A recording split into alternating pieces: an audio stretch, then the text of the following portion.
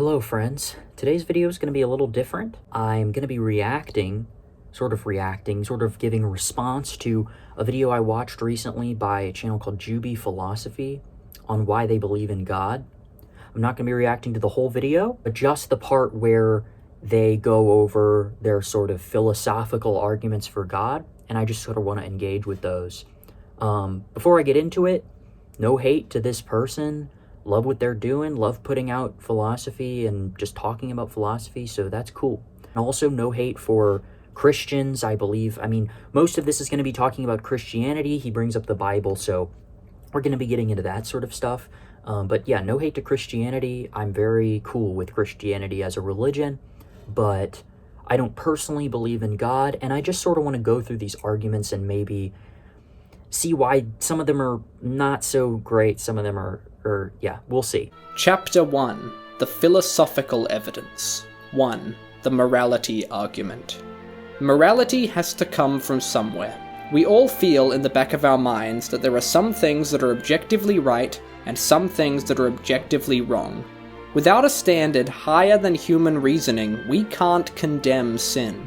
Yeah, so this is kind of, just like a classic argument that just doesn't work about morality. We might want there to be objective morality, but that doesn't mean that there must be objective morality. Just because we feel as though some things are objectively right or objectively wrong, that just doesn't mean that there is an objective standard for that. So, it's not like the argument that like society would fall apart if there was no objective morality, that's just not how it works. If we feel as though morality is objective enough, society stays okay, is what I'm saying. Humanity without God collapses to pieces. Our whole system of morality in the West is based on the Bible. Our legal system wouldn't make sense without God. Can we really say that all morality is just the preference of the state? Or preference of the majority? Yes, we can say that. I wouldn't say of the majority necessarily. I would even say of the individual.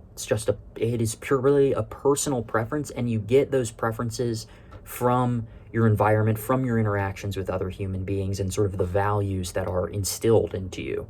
And that just depends on any given society or era that you happen to live in. No, because that would justify the Nazi Party. The Holocaust was the preference of both the state and the majority, yet we know it was wrong. Again, it's just, we know it was wrong, but that's just because we'd like to think that it's wrong. I know that there's an extra comfort in saying, oh yes, this morality is objective, but if there is such thing as an objective morality, don't you think that would be something handed down in the Bible? Because the morality that's given to us in the Bible is very much not all-encompassing, and also does things like justify slavery. So if we just feel like if we just know slavery is bad right now, well, it didn't say that in the Bible. And so you're just applying objective morality to whatever you want to be objective. That doesn't mean that it's objective. Anyways, let's continue. 2. Instinct. What tells the organisms to keep evolving? Why is it taken for granted that even if organisms could evolve, they would? Where did the desire to survive come from? Okay, this point is, and again, no hate on this guy, but this point is one of the more confusing ones in this video. Where did the desire to survive come from, is what he's asking. How do things know to survive, right? And the very simple answer is natural selection. Creatures with no will to survive will die, right? And the creatures who evolved some way to survive, or some will to keep going and to survive, those are the things that are going to survive, right? How do things know to evolve, he also asks. Things don't know to evolve. They just evolve. It's just a natural process of mutation and things dying off. Nothing knows to evolve. That's something that happens over spans of entire species, entire millions of years. Believing that matter could come from nothing is one thing. To believe that the will to live could come from matter, that I could never believe. So the will to live coming from matter, again, I mean, now we're kind of getting into a consciousness situation of like, how is matter conscious? And that's certainly an argument to be given. I think all that really I would respond, and I would probably get deeper into this as we go later in this video, is that the will to live is a concept that we sort of ascribe to things, but really it's just a combination of contextual processes. And that's something that matter is very capable of doing in a very complex environment that is, like the Earth, right? 3. Narrative. Humanity wouldn't conceive of a savior like Jesus Christ. He just doesn't fit the bill. A humble man who turned the other cheek and died on a cross doesn't fit with the kind of hero humanity would write for themselves. This point is just strange to me. I mean, like, humans were very creative. And I mean, Jesus could have actually, as far as we know, a lot of things about Jesus were actually true. It's just the divinity part that is a little bit, iffy. And so, many of the things that happened in the New Testament could have actually happened, but that's not like, no one who's an atheist is necessarily claiming that the entire thing is made up. I don't think it's unfathomable that someone could have made up the story of Jesus. People make up lots of crazy things. And this was a very long time ago. So, I again, just a strange point. Like, Jesus could only be, the story could only be real because no one could make it up. I don't know. It's strange. 4. This is an amazing point from the book I Don't Have Enough Faith to Be an Atheist. If there was an infinite amount of time before the universe began, then it never could have began, because you can never arrive at a certain point in time in infinity. Therefore, something existing infinitely had to create time and make it begin at a certain point. Okay, this point is interesting. We're getting a little further away from Christianity and more just into a general sort of metaphysical conception of the universe. And first of all, they're just kind of assuming that there was infinite time before the universe existed, which, as far as I'm concerned, I don't believe that that's true. If we're going purely by like a Big Bang theory, right, I don't think that there was just infinite time of nothing, because time is part of the universe. So time was born when the universe was born, is essentially, where I would draw with that. But also, if God exists infinitely, he exists outside of time? Is that what he's saying here? So he had to exist outside of time and then create time. How do you create things without time? That doesn't really make sense, is what I'm saying. And also, I don't see how that solves I just don't see how that solves the problem. Nothing can happen in an infinite span of time. Well, you're saying that God is infinite, right? So how does that, you still have the problem of infinity here. You're just saying that God exists outside of time. Explain to me how that works. I don't know. 5. Absurdity. Are the Old Testament stories too far-fetched? Have you observed the world that you live in? Our Earth is suspended in space by gravity, floating in an endless void filled with balls of gas larger than 1,000 Earths.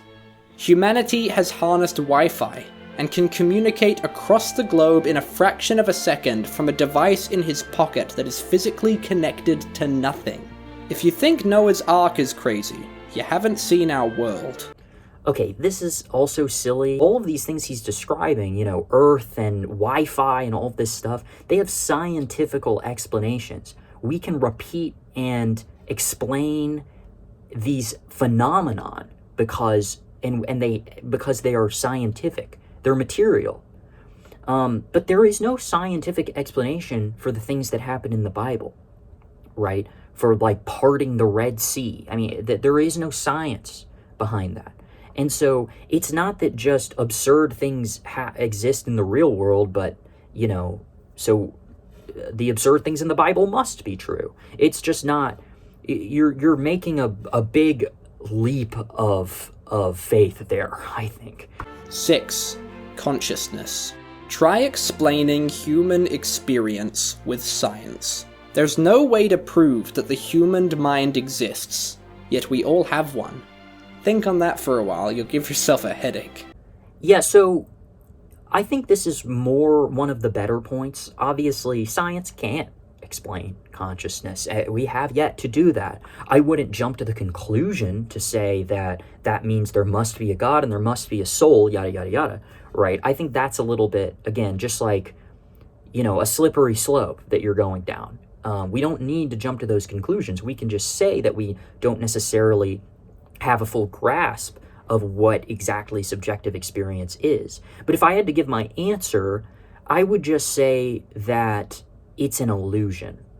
We feel as though there is an I, an ego, having a subjective experience, because that's just the way that we perceive the world, and the way that is most useful in us seeing the world, in us surviving, right? Consciousness developed to be that way, in humans at least.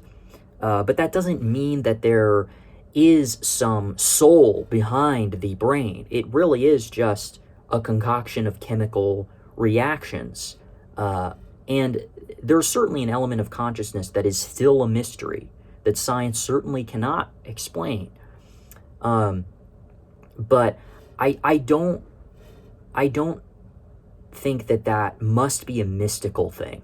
7. Creativity. You've heard the design argument 1,000 times, but why do we notice design? Why do we care about it?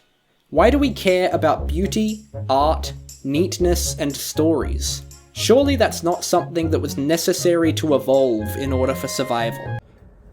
I think this is an interesting point, not one that I've ever actually thought about, and so I'm not going to have a wonderful answer for this at the moment. For one, I think things can evolve for reasons that aren't necessary.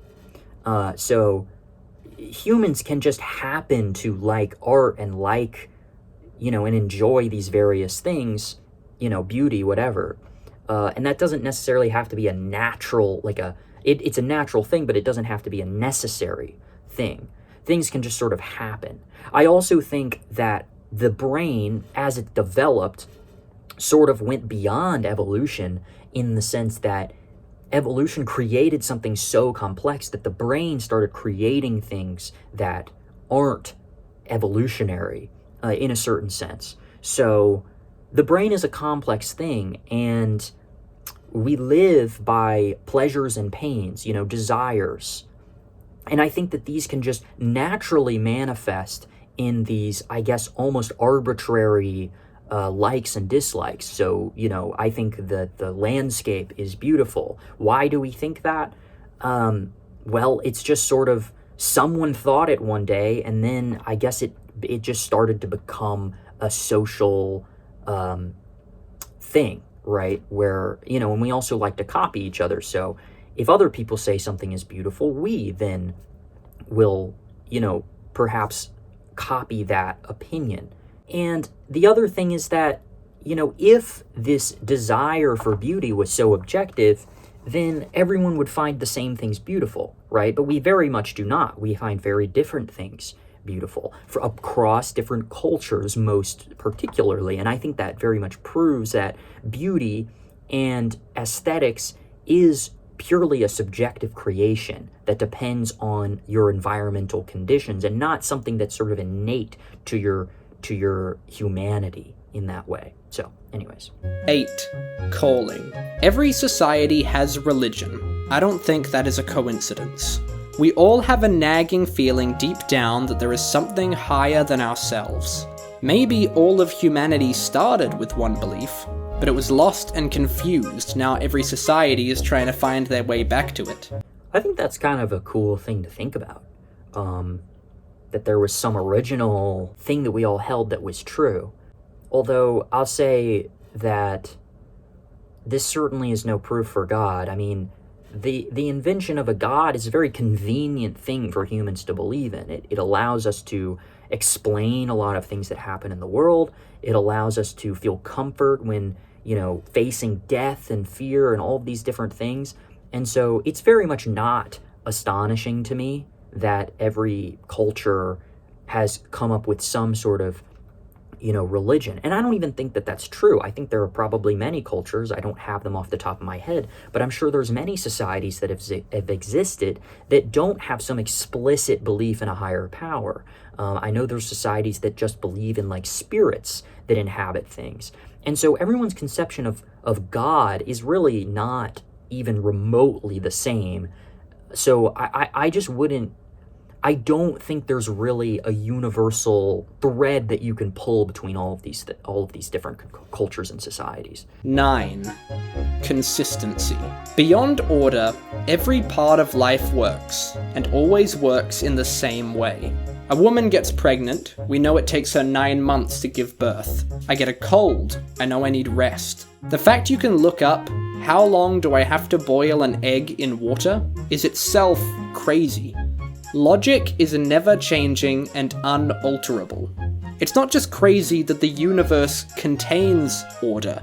It's crazy that reality contains order. It's crazy that order can even exist. Okay, so I think this is actually one of the best points in this video because it's very difficult to grapple with. But it does not, by any measure, prove that God exists. It's simply something that is very confounding about the way that our reality works. Why is there order, right? There's all of these different laws and principles that guide the way that the universe functions, the sort of laws of physics, the laws of nature. And where did these come from, right? That's not something that science has an answer to. Science can observe that these laws exist, but it cannot then say this is the reason, right? Why is there gravity? There's simply no reason why that must necessarily be the case. But saying that it was God that created these things, that does not solve your problem, because you can still say, well, why did God create them? Why did God create these things in this very specific way, right? Why does God want the things that he wants, right? You can always keep asking why, because every effect must have a cause. It's just as arbitrary that the law of gravity exists in our, in a sort of materialist, atheist conception as it does in a conception of God creating it. In any case, there's still no explanation for why this exact configuration was chosen. And also, when it comes to the universe being ordered or unordered, I think it could be the case that perhaps 99.9% of universes are complete chaos, but we just happen to live in the one that is ordered. And perhaps these laws of gravity and these laws of physics are just completely random things. Although, I'm not claiming that as like a theory. I think that there's still a lot of holes in saying that. So, no, science does not have an explanation for these things. But God also does not provide a super satisfying answer to why these things exist. 10. Lifestyle. The Bible would be a strange book to write for yourself. No sex until marriage, no alcohol, no revenge. Those who follow the Bible properly live wholesome, productive, virtue-led lives. They deny pleasure for a greater good. To me, that is an amazing proof of the Bible. It doesn't call humanity to do what they want to do. It calls humanity to do something they must do. Again, I think this is just absurd. I just think it's really absurd. People say lots of things that they don't follow themselves, right? I am able to see certain moral, things that I should do, but that doesn't mean that I am going to follow them, right, word by word. And all world religions have this exact same theme. They say a lot of very radical and, firm, strict moral behaviors that you could say, why would the Buddhists say that, this or that is, not okay? Humans just could never, say something that is against their, like, primate desires. Like, no, I mean, people come up with this sort of stuff. People, come to these conclusions, and it's not, you don't need God for someone to write something that is, morally righteous, that the majority of people wouldn't follow. I think that that's really silly.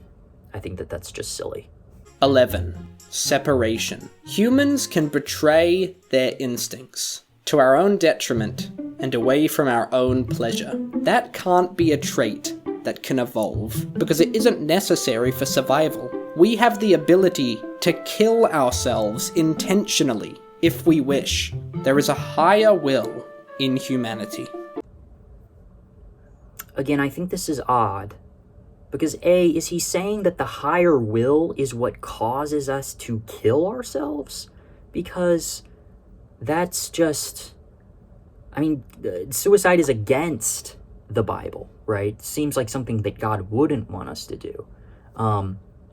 Also, this just goes in line with the evolutionary stuff and sort of missing the point on that. It's like evolution, the brain is a very complex system, and it can make decisions that are not biologically necessary. Yeah, and not everything that happens through evolution is necessary for survival. It's just that we have, the traits that we do have are enough for us to have survived in the evolutionary process. But we've developed lots of other traits, consciousness being one of them, that is not necessary. Certain aspects of consciousness are not necessary, and that's just a byproduct of how complex it is as a system. And so, yeah, we can decide to kill ourselves. We can decide to do things that are against our instincts because we're complex organisms, and evolution creates complex organisms. Evolution doesn't not allow for this as a problem. 12. Result. Seeing the way that Christians live, and the way that atheists live, is proof enough for me. And even though there are plenty of atheists who are happy, hopeful, moral people, it's only the atheists who don't truly follow their own philosophy. They still follow the morality of the West, which was built on the Bible. Most atheists live, subconsciously, as if God exists. If an atheist really, truly believes that morality and meaning do not exist on an objective level, that is a scary thing. No, I don't believe that morality exists on an objective level. I think that it's purely preferential. It's based on emotions, right? And that is how I live my life. But that's because there is no difference between morality being objective and morality being a subjective, moral, social, specifically social construction. Because morality exists so that we live in a social environment and we can exist in harmony with our fellow human beings. And that being a evolutionary concept doesn't hinder being a good person. It doesn't hinder believing in morality as having a strong belief in moral goodness. I just happen to think that it's a social construction.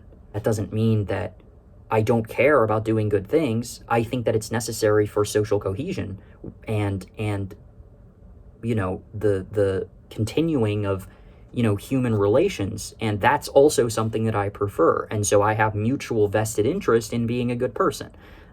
You don't need God to be handing down your reality to be a good person. I also think that Christians don't live as though God exists. I think that people would live very differently. Very obviously, Christians are not living as though there are these objective moral truths about the world, because then you'd be following the Bible strictly to a T, and no one does that by any metric, right? So anyways, this video is long enough, so I'm not going to react to the rest of it. I'm also a philosophy guy and not a history guy, so I'm not going to be reacting to his historical evidence.